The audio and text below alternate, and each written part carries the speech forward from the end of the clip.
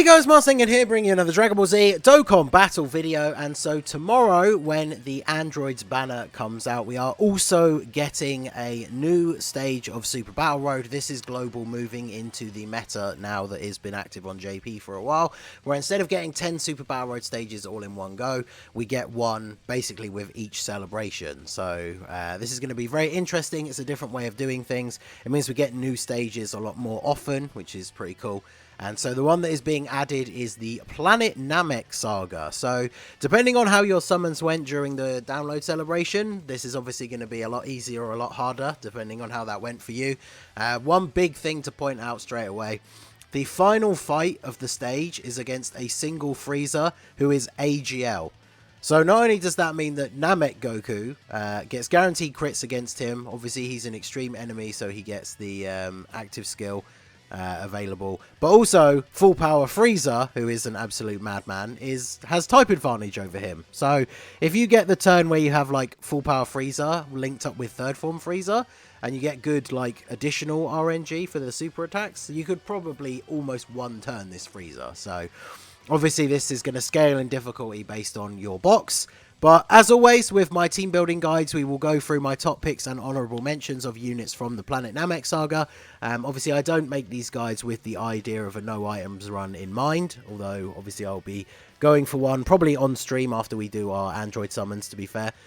So make sure if you want to see that live, I'll be summoning for the androids and then probably doing the no item run for this stage right afterwards. So keep an eye out on the channel and hopefully I will see you at the live stream. But yeah, if there's any units you think I missed out or should have talked about more, let me know down below. And if you find the guide useful at all, do smash that like button, subscribe to the channel if you are new. But we shall go ahead and jump right in. So obviously we've already mentioned LR Full Power Frieza. He has the best leader skill for Planet Namek Saga with the 3 key, HP attack 170 and defense 150. He's absolutely ridiculous. Obviously if he gets hit in slot 1, he gets a guaranteed additional super. Raises defense on his 18 key, raises attack on his 12 key. For Super Battle Road, you probably do want to be going for the 18 key just so you can get that defense. He does Mega Colossal on both super attacks anyway, and then of course if you are getting hit in the first slot you get the guaranteed additional. If he's in the second or third slot you still have a chance to additional from his passive, and then of course because he's AGL, even at 55% he has level 5 additional, so he can triple super attack even at 55%, so very very powerful. The second stage is against multiple enemies who obviously have a lot lower health, so this Frieza can quite easily take out an enemy all by himself in that turn. So he's just ridiculously strong. I feel like you guys know how good this unit is. I don't really need to talk about him too much, but he is like the must run as the leader and the friend. Obviously if you have him available. So obviously if you don't have Frieza, the other Namek Saga leader that we've had for a while is the STR Goku that transforms into Super Saiyan. He's not the best unit in Super Battle Road. He definitely needs an easy A for him to be really competitive in these harder events. But obviously if he's the only choice you have, he does have a decent leader skill with the attack and defense 170. You probably use him as like a third slot floater, keep him protected with items, but he should be okay. And then obviously once he transforms on the third turn and becomes a Super Saiyan, he does have a chance to guard. He stacks defense on his super attack. And then from turn 5, if you're below 50%, he does have a rage mode. So if you get to turn 5 and he's already transformed and you've lost a bit of health, you can always use the rage mode to potentially finish off the fight. But we also have the the exchange Vegeta and Goku. They do have a Namek Saga leader as well. Obviously they are a much better unit than the Namek Goku, but I probably would say maybe they are better to use as the leader over him if you have them. Because even though their leader skill is lower, they're just much better as a unit overall. But obviously these guys are really, really good. They raise attack and defense on either of their super attacks. So they're not ideal as a slot 1 unit, but they're just able to do a lot of damage and have very good defense. And then of course, if you start the turn at 29% or less HP, you get the revival active with Vegeta. So this has no turn restriction as well. So if you're in Super Battle Road, you could go into the second or third fight on low health and get the exchange straight away. He loses a bunch of his defense to make it easier to get the revival, because once you go in with that active, you can then just get hit, get KO'd, revive into the Goku, and then obviously Goku is even more powerful, raises attack and defense on his 12 key, but greatly raises on his 18 key. Obviously his links do change a little bit. But he gets damage reduction when there is an extreme class enemy, which I think they're all extreme class. He also has a high chance to crit built in when there's a Namek Saga category enemy, which they all are as well. So this guy transformed into Goku will be an absolute beast in this stage. So definitely worth bringing on the team. Even if you have the better leader, he's obviously a top pick for using on the team as well. Then we have this Tech Piccolo. Obviously, he's a bit of a meme compared to all the other side banner units that have released recently. He's definitely not even close to being on their level. But he does have a Namek Saga leader skill, 3 key and 130 across the board. And of course, he is a 40% attack and defense and 3 key support unit for Planet Namek Saga. So if you keep him protected with items, he's definitely a good unit to bring on the team if you did pull him, just to give everybody else that massive buff. Because for Super Battle Road, he's not ideal, because he builds up extra attack and defense at the start of each turn. So he's not fully built up with that until his 3rd appearance. And then he also builds up with each attack performed. So if you're not getting additionals, that's not going to be fully built up until his 3rd appearance as well. He can create rainbow orbs, and then he does recover decent HP with each rainbow orb you pick up. So if you are bringing him on the team, you could bring extra damage reduction items and less healing items, and then rely on the healing from Piccolo, and then use those damage reduction items to keep him protected as a 3rd slot floating unit.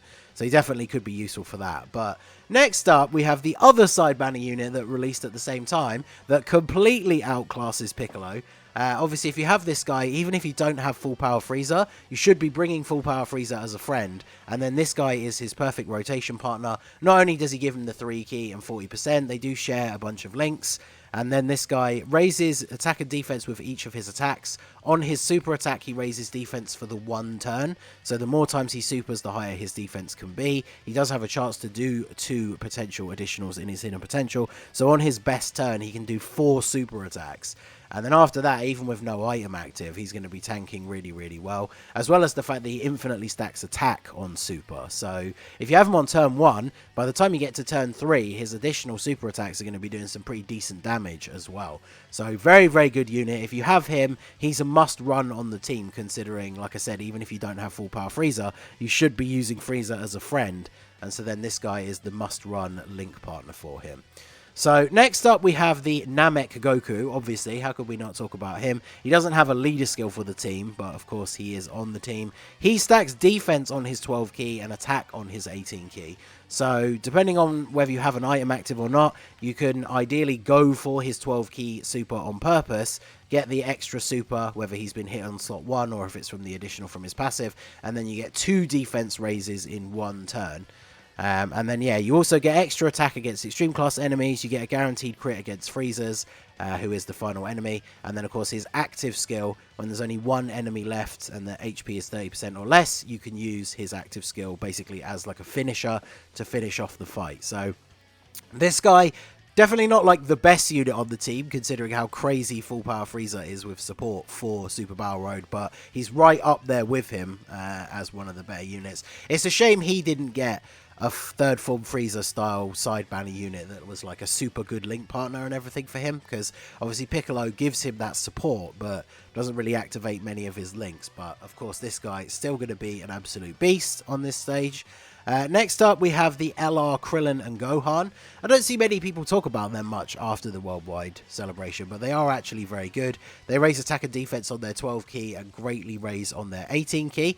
They have a medium chance to dodge built into their kit, so even though it's only 30%, that's always nice to get those extra dodges, take a little bit less damage. They get extra key per orb you pick up, so it's not super hard to get their 18 key and then get that greatly raises defense. They also have a guaranteed additional normal with a 50% chance to convert into a super as long as your key is at 24, which isn't always difficult considering the extra keeper orb mechanic they have.